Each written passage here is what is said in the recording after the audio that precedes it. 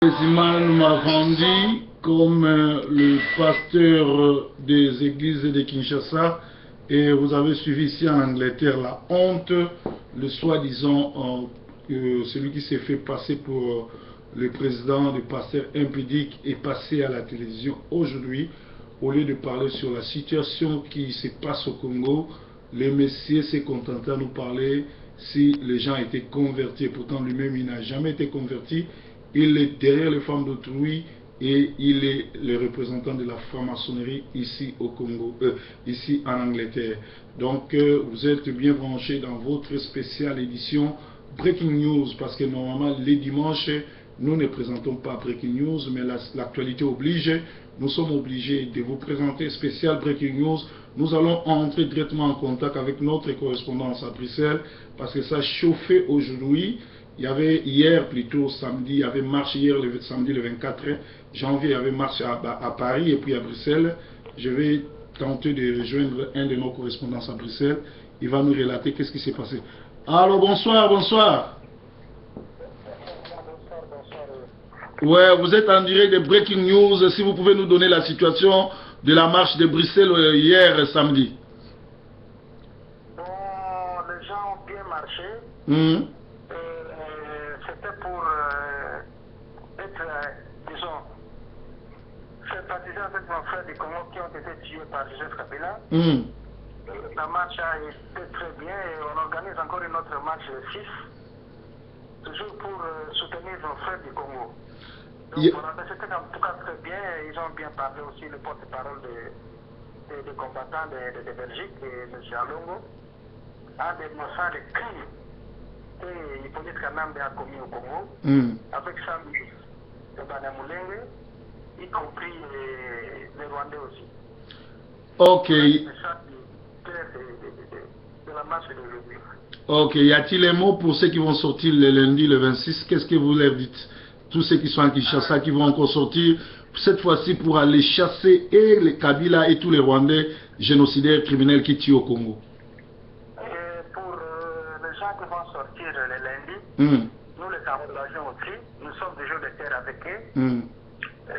Nous suivons la situation de très près, voir un peu ce qui va se passer. Et de toute façon, il y a un mémo aussi qu'on a déjà écrit pour l'ambassade américaine qu'on va déposer aussi avec l'Union européenne, toujours en soutenant nos frères qui font tout pour que Hippolyte Kanambe parte de notre pays. Un mot pour Breaking News, qu'est-ce que ça vous fait le fait de suivre Breaking News et le fait d'être en direct sur Breaking News? Non, mais sincèrement, vous êtes en train de faire un travail très très bien. Vraiment, ça nous fait plaisir. Parce qu'il y a certaines informations, il y a certains messages que vous diffusez, qu'on ne connaît pas, et c'est grâce à vous qu'on arrive quand même à connaître certaines vérités. Donc, je vous demande de continuer toujours comme ça. Et c'est un plaisir vraiment pour nous d'avoir aussi des compatriotes qui sont souciés de notre pays, comme vous par exemple. Est-ce qu'il y a une multitude de gens qui nous suivent à partir de Bruxelles là-bas? En tout cas, je vous dis qu'ils sont très très nombreux. D'ailleurs, moi j'étais chez un ami, lui d'abord il me suit tous les jours. Je lui dis que la personne là, je le connais très bien. Oh, tu vois, mais je te dis, je le connais, attends, je vais l'appeler. Donc on vous suit vraiment très bien. Très très bien. Et d'abord, surtout d'abord vos remarques sur le comportement de Mwanda. En tout cas, vraiment ça nous a fait vraiment plaisir quoi. Ouais. Donc l'hypocrisie de Mwanda, vraiment, c'est sorti maintenant au grand jour. Merci beaucoup de votre intervention, de vos éclaircissements sur le comportement de Mwanda vis-à-vis de la lutte que nous menons pour chasser Hippolyte Kanambe de notre pays. Merci, le mot de la fin. Le mot de la fin, je vous remercie, restons toujours en contact et ne baissez pas les bras. Tant que l'ennemi n'est pas encore parti, continuez toujours à diffuser des nouvelles, des informations, parce qu'il y a certaines personnes qui n'ont pas le temps peut-être de suivre la télé, mais en vous suivant, il apprend tout. En tout cas, bon courage. Merci beaucoup pour le travail que vous faites. Merci, que le Seigneur vous bénisse. À demain alors. C'était André de Bruxelles, notre correspondant, l'un des amis qui nous suivent chaque jour. Là, je vais essayer d'appeler quelqu'un qui va nous expliquer, selon sa connaissance, tout ce qui se passe sur la fameuse loi, l'article 8. Attends, je vais essayer de le prendre. Lui, il est à Londres. Il va essayer de nous parler sur l'article 8. Quel est... Ok, je crois qu'il est déjà dormi. Qu'il est déjà endormi. Donc, c'est trop tard pour lui. Donc, on l'aura peut-être à l'édition de lundi. Breaking news, nouvelle en bref. Dans le monde entier, gouvernement tout est battu la citoyen en Bango. Charlie Hebdo en France, 11 personnes Pamba Bakoufaki, Tomoni, communauté internationale Mobimba français, c'est Souda qui bango nyonso lokola mutu moko pe ba pays nyonso tu ya mi en France ba yaki ko soutenir ba français. Na mikolo soko tali na ba news na ba information mona ke ba otage japonais na Syrie, gouvernement na bango sombi kambo ba telemi na ndenge ya kosakana te. Mais kaka na Congo nde bazoboma bato lokola basoso et mutu azoboma bato lokola basoso balobi aza président congolais alingati kala na pouvoir tina 2020 mais na côté est kuna ba Rwandais bakotaka basasi babomi ba masasi minduki nyonso azotia liboso ba peuple bazo marcher maboko pamba abimisa ngo kuna te donc koloba ke Kabila a trahi trop.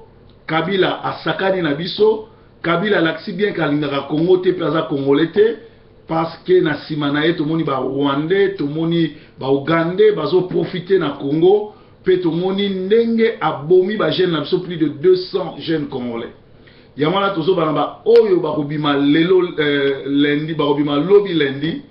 En tout cas bozo bima bo banga te pour communauté internationale lelo ba fezaki ko bengisa Kabila uti Rwanda yaki Kinshasa lelo na hélicoptère basali réunion na ye ba bisi il faut akende ba ambassade nyonso ya ba pays Europe oza na Congo ikene ko kutana na ye ba lelo kutazola na nkamba polera longo na kenkamba ba yebisi soki amiki ko tirer lisusu ba okamai c'est-à-dire na ngonga oyo esengeli biso ba congolais to se focaliser na lundi tokende sitting wana ezateke tokende to vana mutu na mutabi mana kwene bokende groupe te parce que so boke groupe ba kopanza bino bobi ma moko na moko kutu na kosenga lelo dimanche ba misusu ba lala déjà ba côté ba zando ba côté ba ya nini ya victoire ba côté ba ndeko na bino po bobi ma wana mbala moko kwa banzoi bozwa parler du peuple bo bange loko moko te communauté internationale azo pousser bino. Alors, biso bobimika 4 jours botika libanda Kabila na système ne mobimeki. Do bo bange loko mokote ngana kosakate nazana ba information sur bobima ebele nanzela buka tumba bis nanzela en tout cas binomo boyebi nde bokoki kosala parce que batwana bala nemia ba congolais bazali na la police na bango ba rwandais ba koleka peuple te. Balobi devant l'ouragan que le fruit soit mûr ou pas mûr, tout arbre et tout fruit tombe. Donc liboso ya ouragan nzete tombuma ezala moindo ezala telate ekweyaka. Donc na ouragan oyo tolingi tomona Bawande Bizima Ruberwa ba mende bango to bakweya parce que mende alekisi mingi. Le cardinal Mosengo Pasingwa demande au Rwandais Kabila et Ruberwa d'arrêter de placer Kinshasa dans un état de siège. Il est parti lui-même chez Obemina pour les collabos qui a tweeté qu'il arrêté de rêver, il n'y aura pas Burkina Faso sur Kinshasa et qui, selon la pression de la communauté internationale, a retiré la loi 8 qui est piégée. Donc, Bisso, balinga loi na to balinga loi na tout ça sous na makambo élection te biso problème na biso ali système ba Rwandais Kabila alongwa azala sous président to tia congolais moko Martin Fayulu ou moko ya ba congolais oyo bazakuna basala intérim ba remema peuple na biso tina ba élection. Donc Kabila il faut alongwa dans 4 jours oyo ekozala bien. La France et l'Amérique réagissent et attendent la pression des Congolais pour finir avec le génocidaire rwandais alias Kabila, et la CPI l'attend. La MONUSCO à Kinshasa déclare Kinshasa peut basculer à tout moment et conseille à leurs agents de faire les valises parce que bientôt ça va barder à Kinshasa. Donc wana ezali breaking news alelo. Kinkei Mulumba oyo azalaka na tango Mobutu azalaka je crois ministre il y a quelque part wana tango FD Lazokota, il était en train de rêver azo sala interview ayebaki te que FD le koti. Au lieu servir de leçons, ce monsieur de Kinkei Mulumba a comme PD a comme moi si vraiment ya Kabila na kati ya franc-maçonnerie na bango Kabila comme ça moi sinaye pe Kinkei Mulumba na 2013 babenganaki na Belgique pour ayaki kosala discours par rapport à Kabila. Donc Kinkei Mulumba nde yende talaya koma mwasi ya Kabila bakoma bolimbisanga vraiment koma mwasi ya Kabila donc baza na kati ya franc-maçonnerie na bango na ba secte na bango yenda zaka makango Kabila pe moko ya batu oyo baza ko soutenir imposture ya Rwandais alors Kinkei na tango ya MPR tango Mobutu akimaki ba attaque yo cette fois-ci nimelanga bako raté ote sikana so bako soyo okomona ndenge kosala batu tu ba sambela kache olangi pe ba oyo balandaka Micheline Chabani ba oyo baza epa Walesa epa Pascal Mukuna epa Léopold Mutombo epa ya Mangembo to epa Sonika Futa to na ba église nyonso ya Kutino boye ba ke batwana ba kabwana na Nzambe kala pe ba salela su Nzambe te boza vraiment na kati ya lifelo. Alors soki bobimite lendi boye ba ke l'église wana eko exister le société ezandenge moko na bato Pareko ezandenge moko na bato Palu ezandenge moko na bato IDPS soki le lundi le 26 bobimite boye ba ke parti na bino ko limwa ndenge MPR limwa parti na bino ko limwa ndenge ndenge nani alliance de Bakongo limwa pe ndenge alliance de Bangala limwa. Alors na côté à Bruxelles bazo signaler na côté ya CPI bazo signaler biso alae bazo tika Jean-Pierre Mbemba mais na moni ba congolais baza na courte mémoire baza vraiment na ele mingi te bolimisanga.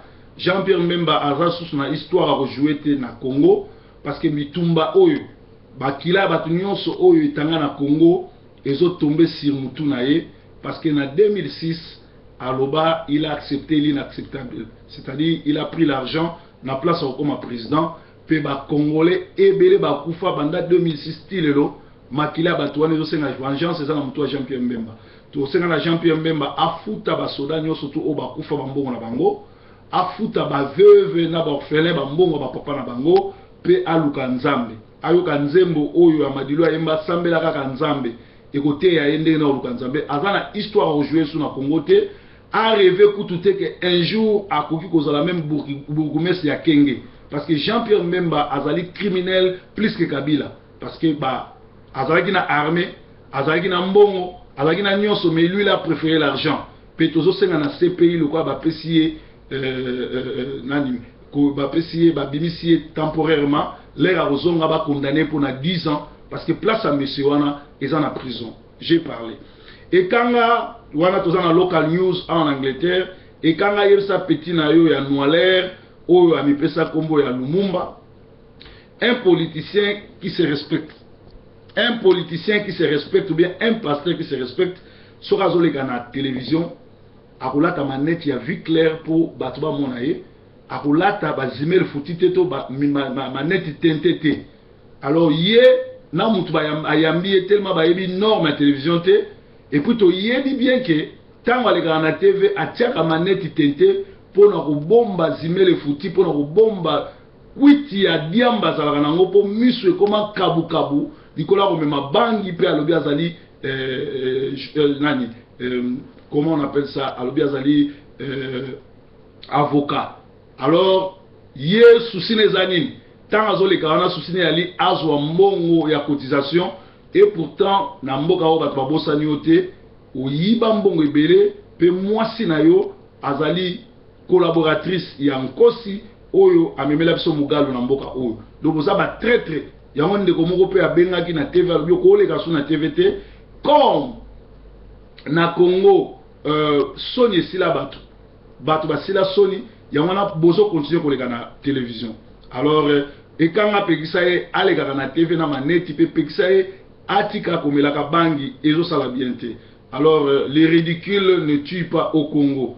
Pe, tozo senga na batutu oyo, Pasteur Dave, mbongo ozwaki na piqué o salaki na liboso ambassade de France, balobi kitunga na yozanango. Pe tozo senga na batutu bazalaki na réunion à service centre samedi lobi le 24. Mbongo nyonso bozwaki boke ne pesa ngwe pa Pasteur Nzubila parce que mutu kaka moko ndazo zo mbongo eza Pasteur Nzubila. Alors soki bino bopesi mbongo kuna te ko laksa ki toyebi réputation na bino eza kaka ndenge bato bayebeli bino ke boyaka kaka pona kozwa ki kantine ya mbongo, bolia mbongo botia na bapoche. Mbongo aliboso boliaka bosomba bilamba ekomela bino dongi. Mbongo wa Congo, mbongo makila Congo baliaka te. Alors soki bozolia mbongo wa Congo itali bino pe communauté eko sanza bino. Alors merci na batu ebele oyo batindelinga ba text message ba tie ba mbongo na bango pe ba oyo ba semenga ba compte number ba tie tozaka na compte moko pa Pasteur Nzubila benganga na opesa yango à part Pasteur Nzubila mutu moko te akozwa mbongo na kombo ya Congo tozo senga na Pasteur Dave pe na batu bazaki na réunion na Selby Centre lobby samedi le 24 mbongo wana boke no verser yango et pa Pasteur Nzubila pona suka to tanga ba compte rendu pe to opesa bino bank statement boye ba ekotaki combien pe to dispatcher ngo ndenge nini parce que tozo yebisa na bato bazana Kinshasa babima libanda parce que to kofuta ba polyclinique soki ba mata sezuyo ekozala na soki nzala to kotinda ba mbongo pa bakambi baza kuna po ba encadrer bino. Félicitations na bata Paris na bata Suisse pe babimaki pe batindaki mbongo na bango. Donc j'ai parlé marche kitoko esalami na Paris pe na Bruxelles sous la neige. Félicitations à ba Congolais sur la libanda pe ba ambassadeur nyonso bakende kokutana na Kabila oyo to bengisi les Rwandais ba fezaki koyana e rapidement kolongwa Kigali place azalaki ba sali na réunion ba yebisi que il est temps il faut akende parce que population elingi était je crois ayokaki pe akekola na Kamba place azawana donc bo bangelo ko moko te bobima ekozala malamu. Alors na zui liste moko awa batindelinga ba kombo abatu oyo ba population fo ba néantir mikolo oyo ou batu oyo ba ko sila na biso kala mingi te ezali awa zelanga tala na nini na ngaba tindelinga ngo. Alors batu wana ba kombo na bino nyonso tu essayer bani soki bo libérer mboka te to bo kimi mboka te e uzala pasi mingi pona bino parce que batu baza kozela bino po bozali mabe mingi. Na yebi ke liste yango au numéro 1 ezali bongo zelana talango au numéro 1 zelana fungola yango. Alors breaking news ezali ba news na bino bandeko bobima libanda lundi bo bangeloko moko te parce que communauté internationale ebengisaki mwana ndeke Kabila eyebisi ke soko meki ko tirer déjà tous en a plus de 200 morts yo okokangama rapidement pour une CPI, c'est-à-dire bazo banga moye pa Joseph Kabila sur les pans de Laurent Gbagbo et Moïse Katumbi favori des Américains. Wana isabe information batindelinga zelana pe sabino liste ya batu basangwa Kinshasa. Trifon Kiké, ministre des relations avec le Parlement, souhaite quoi? Parce que yé Trifon Kiké inde azali PD azakamakango Kabila yende mutu bakisi ya Kabila azalwa nganga na ye. Alors nata la liste o batindelinga ya batu oyo il faut ba zala éliminer le plus tôt que possible to ba kende kokanga bango na yebi ke numéro 1 za Joseph Kabila Bisengimana Ruberwa Kengo Kamere Mende Kinke Mulumba Boshab do ba liste za ebele na sengi na batu oyo bakende komitika bango moko na CPI to bakende komitika na ba police le plus proche parce que ceux qui population akuta na bino lundi et vous ala grave na meka ko benga na quelques collabo oyo bazwaki mbongo ya Congo pona ko voter ba loi oyo toyoka bango ndenge bozotinda ba crédit pona benga bango tikanga na sala musala bongo toyoka bango to bandi nanu na oyo tubandi nanu na oyo ya liboso 8 1 9 7 7 7 7 1 toyokana oyo ya liboso soki tozwa ye totuna ye bakolabo oyo bazonyokola bakongolais. Breaking news.